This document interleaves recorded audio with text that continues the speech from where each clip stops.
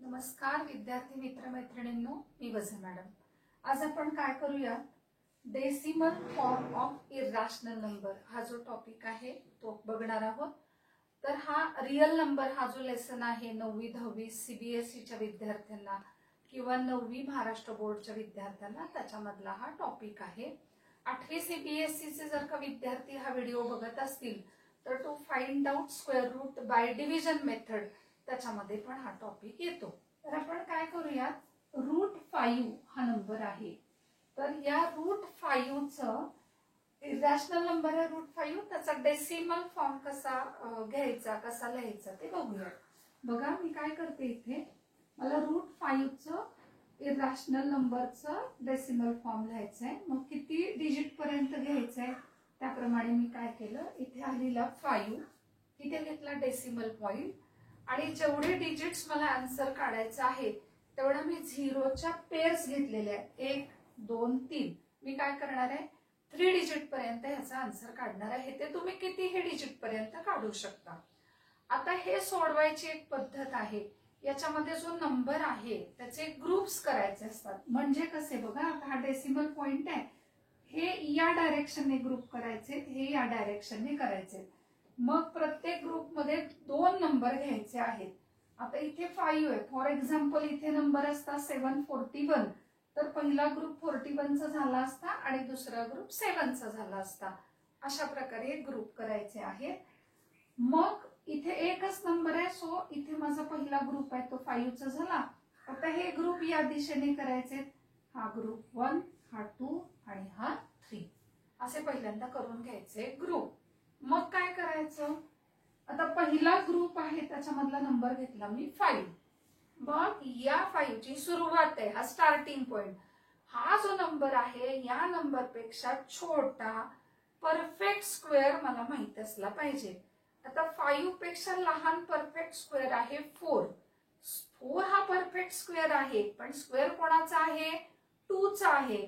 म्हणून मी काय करणार आहे, 2 हा नंबर मी इथे लिहिणार आहे आणि मग हाच नंबर मी लिहिणार आहे इथे। आता या दोघांचं मी करणार मल्टिप्लिकेशन, मल्टिप्लिकेशन इथे लिहिणार आणि कोणता नंबर मी इथे घेतलाय, 2, तो 2 हा नंबर मी इथे लिहिणार आहे। आता या दोघांचं काय करणार, मी या दोघांची ऍडिशन करणार। या दोघांचं काय करणार, या दोघांचे करणार आहे मी सबस्ट्रॅक्शन। मग पहिला ग्रुप झाला माझा, मग इथे मी काय करणार, डेसिमल पॉइंट देणार आणि आता काय करणार, नेक्स्ट ग्रुप घेणार। आता नेक्स्ट ग्रुप घेतला, इथे नंबर माझा काय तयार झालेला आहे, 100। या 100 ला डिवाइड करण्यासाठी मला एक डिजिट डिसाइड करायचा आहे, व तो डिसाइड करायची एक पद्धत आहे, म्हणजे ट्रिक म्हणू शकता तुम्ही। बघा इथे किती नंबर आहे, 10, इथे किती आहे, 4। मग 10 ला जर का 4 ने डिवाइड करायचं असतं, 4 2 जा 8 आलं असतं, म्हणजे 2 इथे घेऊ शकते मी। जो नंबर मी इथे घेणार आहे तोच नंबर मला इथे सुद्धा लिहायचा आहे।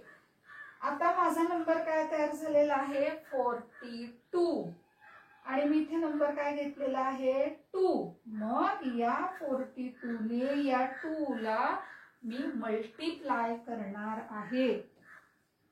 मल्टिप्लिकेशन आलेला आहे 84 आणि हा जो 2 आहे तो मला इथे घ्यायचा आहे। परत एकदा लक्षात घ्या, मग या कॉलम मध्ये जे मी काय करणार आहे ती सगळी मी करते आहे ऍडिशन, आणि ह्या कॉलम मध्ये करत असताना मी काय करत आहे, सबस्ट्रॅक्शन। मग इथे आता नंबर माझा आला 44, ही सबस्ट्रॅक्शन केली, आन्सर आलेला आहे 16। आता मी काय करणार आहे, तर मी घेणार आहे पुढचा ग्रुप। आता नंबर काय तयार झाला, 1644।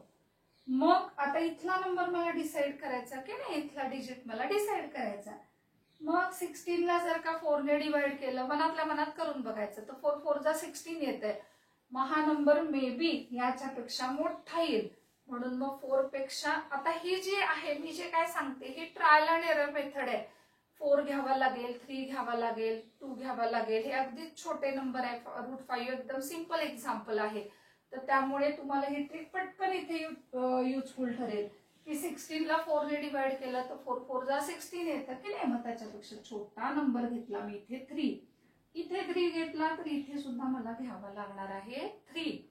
आता माझा नंबर काय तयार झाला 4 4 3 आणि इथे काय आला 3. या दोघांचं मला लिहायचं आहे मल्टिप्लिकेशन. 3 3 जा 9, 3 4 जा 12 कॅरी 1, 3 4 जा 12 प्लस 1 3.